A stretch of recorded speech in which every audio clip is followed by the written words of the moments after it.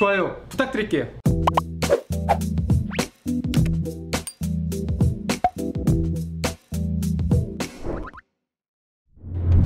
안녕하세요 팬 여러분, 팬랩입니다. 세계적인 월간지 내셔널 지오그래픽 1호로에 한의학 관련 기사가 실려서 눈길을 끌었습니다. 특히 한의학이 미래의 의료라는 내용이어서 한의계가 아주 반색을 했죠. 병원에서 질병이 치료가 되지 않는 경우 전통 한의학 치료를 시도하는 환자들이 늘고 있다고 말하고 있고, 주목받는 치료법은 침시술이나 부항, 그리고 한약 치료라고 말하고 있습니다. 여기서 미국 국립암연구소의 감독하에 진행된 임상시험이 나오는데요. 예일대학교 교수진이 항암 화학치료 부작용으로 고통받는 환자들에게 한약 추출물을 투여했고, 그 결과 한약을 복용한 환자들이 메스꺼움이나 설사, 소화기계 관련된 부작용이 감소했다고 합니다. 우리나라에서는 일부에서 한의학에 대해서 거부감을 갖는 분들이 조금 있습니다.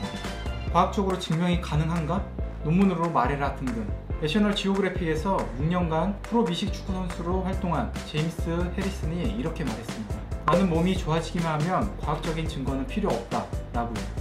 자, 이렇게 말씀드려 볼게요.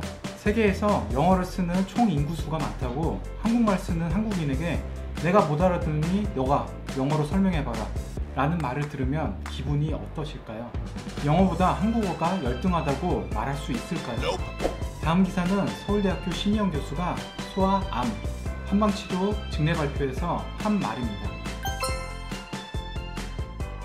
여기서 설명할 수 없다는 표현은 설명이 원천적으로 영구히 불가능하다거나 효과가 우연이라는 의미가 절대 아닙니다. 의학적 관점에서 아직 기전이나 근거를 명확히 밝혀낼 수는 없지만 한의학 치료의 효과는 결코 부정할 수 없습니다. 설명할 수 없다가 중요한 게 아니라 효과가 있다는 게 중요한 거죠. 우리는 아직까지 마취제나 해열제의 아주 정확한 기전을 알지는 못합니다. 정확한 이론보다는 가설 수준의 부분적인 이해만 있을 뿐이고 전체에 대한 건 계속 연구 중입니다. 이런 이해들이 가까운 미래에 반박되거나 또는 부정될 수도 있겠죠.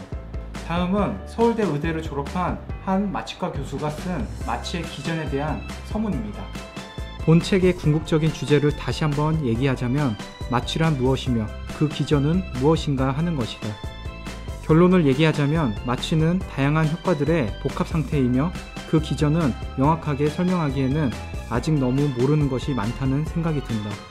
그 중요한 이유로서는 마취라는 말 속에 포함된 효과들의 발생 장소로 여겨지는 중추신경계의 정상적 작용 방식에 대해 연구하기 어렵고 이해가 덜 되어 있는 때문이라고 생각된다. 이런 점이 마취 약제가 중추신경계에 작용하여 나타내는 효과들이 어떤 부분에서의 어떤 기전을 통해 일어나는지 정확하게 알기 어려운 이유라고 생각된다. 제가 존경하는 한 선배님께서 증거의 부재는 부재의 증거가 아니다라는 말씀을 하셨습니다. 마취제의 아주 완벽한 기전을 모른다고 해서 마취제를 썼을 때 사람이 마취된다는 사실을 부정하는 것이 아니죠. 해열제의 기전을 제대로 이해하지 못한다고 해열제가 열을 떨어뜨리지 않는 것은 절대 아닙니다. 해외에서는 우리나라의 한의학이 TCM이라는 이름을 달고 급격한 발전을 이루고 있습니다. 어떤 분들은 중의학과 한의학이 다른 거 아니냐 하는 분들도 계실 수가 있어요. 얼마 전까지만 해도 한의학의 수준과 중의학의 수준은 거의 비슷했지만 중국 같은 경우는 나라의 전폭적인 지원을 얻어서 세계로 계속해서 발전을 해 나가고 있습니다. 거기서 멈추지 않고 중국은 중의학이라는 이름을 달고 매년 엄청난 금액의 지원을 통해 세계적으로 TCM이라는 브랜드를 키우려고 하고 있습니다. 중국에서는 이미 2012년에 중이우세 병종이라는 걸 발표했는데요. 중이우세 병종이란 질병 치료에 있어서 중의학이 양의학에 비해서 우세한 질병군인이 한의학 치료를 받으라는 말입니다. 어떤 질병에 한의학 치료를 받으면 좋을지가 궁금하시다면 이 자료를 참고해 주시면 됩니다.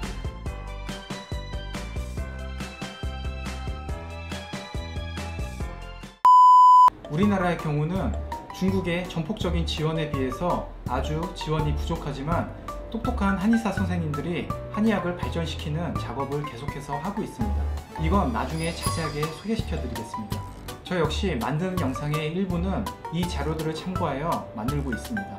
한의학을 환자분들에게 설득해 나가기 위해서 한의계에서 지속적으로 노력하고 있고, 실제로 안전하고 효율적인 치료 매뉴얼이 계속 발전되고 있으니 따뜻한 시각으로 바라봐 주시기 바랍니다.